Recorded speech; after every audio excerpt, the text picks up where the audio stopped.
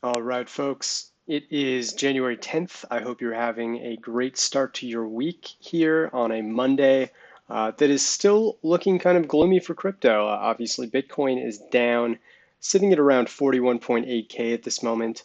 Ethereum around between the 3150 and 3200 range last I checked.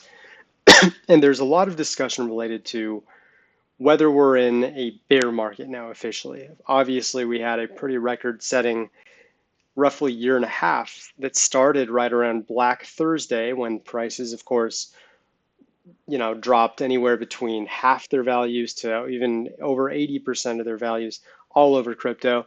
And then right after, things began to recover. And then in the last 3 months or so, we've had multiple all-time highs all around crypto, including, of course, Bitcoin's, which occurred on November 10th, and Ethereum's right around that time as well. Since then, just about 2 months ago, we have been in a situation that has looked a little more dicey. Obviously, we can see Bitcoin's price here right around the all-time high, dropped off. I might have said the 10th. I think it was actually the 8th, but depending on the time zone you were at, between the 8th and the 10th, I think it was the 8th. But obviously, we've been on a huge decline since, with Bitcoin being up above 68K at one point and now being back down around 41.8K at the time of this recording. So, with that, panic is of course setting in. And when we see panic and fear and people saying it's time for a bull market, that's the time where we often want to start dipping our toes back in again if you believe in sort of counter indicators such as negative sentiment being good times to buy and positive euphoric sentiment being a good sign to sell. Right now, we are definitely in that former scenario where there is a lot of negativity going on, and we're going to go over a few examples of that today. The first one I wanted to cover was the difference between bull market displayed in the blue bars and bear market displayed in the red bars. Over time, this is just the last 1 year that we're looking at. We can see that we've often fluctuated between bull market kind of being a heavy trend or bear market being a heavy trend, usually dependent on what direction the price is going at that time. And if there's a lot of momentum upward, everyone's screaming things are bullish. If things have been already downwards, things are screaming, people are screaming that it's bearish. Right now, we've of course seen some of the biggest spikes we've seen since the other big drop that occurred right around mid to late May of 2021, which was roughly about 8 months now. I can't believe it's been that long since that May drop, but yeah, it's been a good 8 months. And now all of a sudden, we're seeing a lot of calls that it's bear market time. And historically, we see interesting results when people overwhelmingly start calling for the bear market or speculating, asking about it, what have you. If they show up in our data that we scrape from Twitter, Discord, Telegram, Reddit, or even pro traders chats, they'll show up here. And we can see going back to May, a lot of the biggest spikes when bear markets are really being discussed heavily. The price goes up shortly after until the chatter dies down. Hopefully you guys can see this okay. I know it's a little small, but we're a little limited on chart size on this particular social trends page. But you'll see that the price will go up shortly and then tend to fall off. Again, when there was another spike here, it's tough to see that green line, but it got all the way down here to bottom about 32.5 at the time. Again, short little spike, got a little volatile, and then all of a sudden the bear market calls went away and the price resumed going down. Another huge spike here. This was the actual bottom over the last year. It actually got to about 29.7, maybe even 29.6 on a few platforms, if I remember correctly. And then we had the rocket launch. So overall, this kind of looks similar to a buy versus sell comparison, which I've done in previous videos, and I won't bother doing on this one, where when there's a massive amount of sell calls, there will often be a little bit of a reaction, and depending on how people react to that reaction going in the opposite direction, usually upwards, that depends on whether or not the chatter or the direction of the price continues going down, or whether it starts to rise back up. We saw that bear market calls were really starting to set in almost immediately after the all-time high when things started to drop off, and then of course the big drop that occurred on December 3rd resulted in the big spikes here. But the price kept going down anyway. So people who were calling for a bear market, they were correct. And now, after the latest drop that put us all the way back down below 42K, um, we're seeing the biggest spike since May. So right now, the sentiment seems to be in favor of people who believe that it's bear market time. And oftentimes the results aren't immediate, but you can see from previous results, um, you know, short-term price bounce, short-term price bounce, long-term price bounce. It's generally a good thing overall when people are skeptical, and I'm sure many of you have seen um, plenty of negativity going on and people complaining that crypto is suddenly a scam again just because prices are going down without understanding this is natural. This is part of the cycles of crypto and you have to get used to it. So this is bull market versus bear market. I think it's a decent indication, at least for terms of understanding the perspective that people have at any given time. And this clearly indicates that people are quite fearful at this moment and calling for bear markets at a much higher degree than here in blue, where people are calling for bull markets. Last time we really saw bull markets being overwhelmingly higher was way back in February when the price was absolutely surging and continued to surge. So there's that. Let's move on to weighted sentiment place right now. Make it a little smaller. I'll just full screen it. That'll be easier. Perfecto. So weighted sentiment, what this does is it will measure the volume of Bitcoin multiplied by the ratio of positive versus negative comments. And when the negative comments are overwhelming and there's not much discussion about Bitcoin compared to normal, that's when you'll see these big dips here.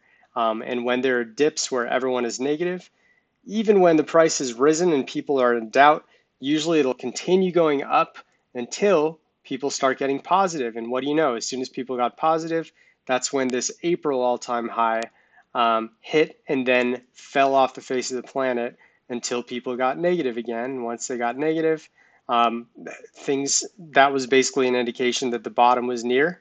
And the next time we really saw a sustained negative sentiment was all the way from mid-June to late July, where obviously prices were volatile. People were getting impatient, saying, prices aren't bouncing back up the way we thought. And as soon as they started to give up, weighted sentiment started to ease up a little bit. Prices started to go back up, rinse and repeat. And now here we are after a very long stretch of being positive, where a lot of people were getting faked out, assuming, these mini dips here would jump right back up and bounce to a new all-time high. They got fooled. People gradually started to become jaded. This final drop here, or at least final drop for now, has put the sentiment of Bitcoin well into the negative. So generally speaking, this is a better time to buy because you are buying into the fear and panic of others. Warren Buffett, many investors and other sectors have said you buy when there's blood in the streets, and that is essentially what's going on right now.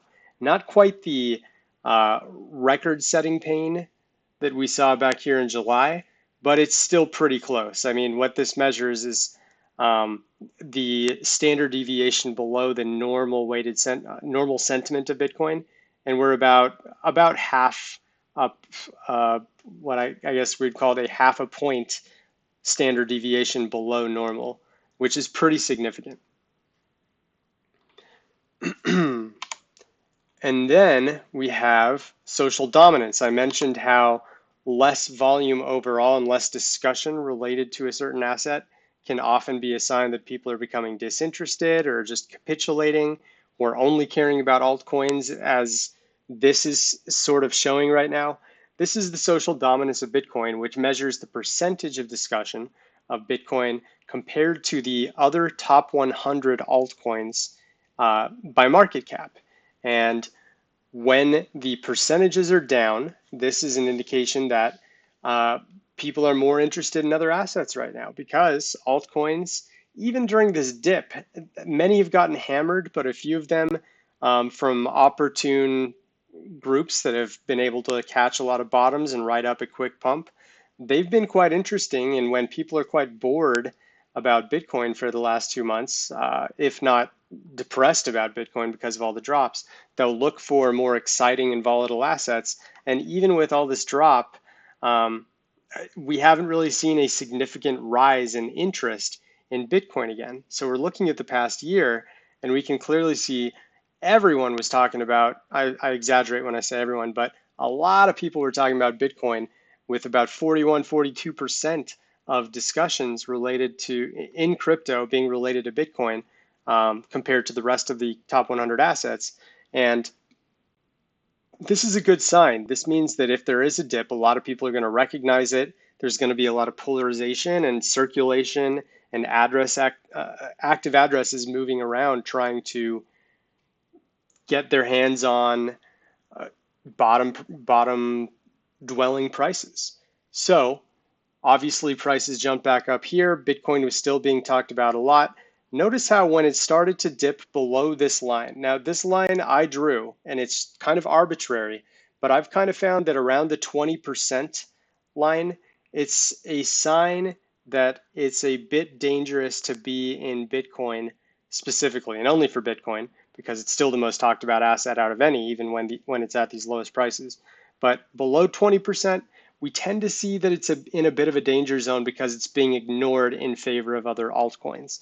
Now, this can change over time as more and more projects move on, but at least over the last year, maybe even the last couple of years from what I was looking at before recording this, I've found that under 20% is when these corrections kind of tend to occur. Happened here, right at the all-time high in April, happened again as it was rebounding in early May, and then even here, when it was just below 20% in late August, early September, I believe this was the 5th or 6th, depending on your time zone, we had the big drop here.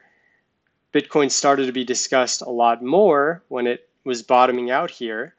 And of course, we hit our all-time high, but look how we hit our all-time high. We were actually not seeing a lot of discussion related to Bitcoin when it happened. So, not surprisingly, it dropped off a cliff in a hurry. This was a much quicker retrace than we typically see, other than the other one that happened in all the way from April down to the base in mid-July. This is a pretty steep drop, and I think part of the reason is because it's just not an interesting enough asset when it needs to be, because Bitcoin props up the rest of the crypto markets. And without Bitcoin getting a significant enough portion of interest, these types of big retracements can happen until people start to uh, discuss Bitcoin at the rate that it generally needs to be discussed to jump back up into those price levels that we're hoping for and grow in terms of market cap. So that's social dominance. I find it really interesting. You can play along. We'll leave the links to all of these in the description of this call, and you can draw a 20% line yourself. And if you're a pro member, just watch it in real time and see how it creeps up to the 20% line and see if things start to change. Last but not least, we'll take a look at average MVRV. So this is a custom metric that I made that basically combines the MVRV of the 1 day, 7 day, 30 day, 90 day, 180 day, and 365 day, blends them all together to show the average returns from those 6 different time frames and whether they average something that's in the positive range here or well into the negative range here. And notice that especially when it goes below this line, which again I drew and is arbitrary, something below about negative 0.1 is like almost, at least in this case, almost always a pretty good sign that there's going to be some bounce to push things back up again. And sure enough, we fell into this below zone about 6 days ago and have kind of been sitting here for a while. And I think, things could maybe go a little bit lower to June levels, but overall, this is an indication that traders are in a lot of pain right now. And of course, that matches up with all the bear market calls and the shorting that we're seeing right now on a lot of different exchanges. It's a sign that there's a lot of pain, and just as I mentioned a few minutes ago, you want to buy into that pain and take profit when there's a lot of euphoria.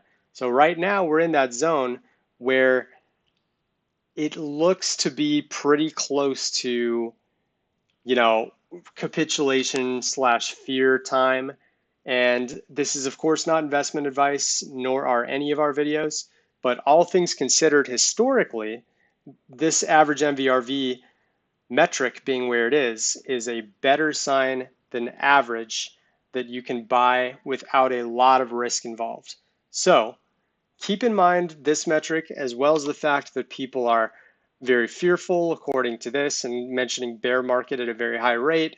They're having a negative weighted sentiment, according to this chart, and that they're talking about Bitcoin at a pretty decreased rate compared to what historically uh, the percentage of discussion is lended to Bitcoin compared to other assets.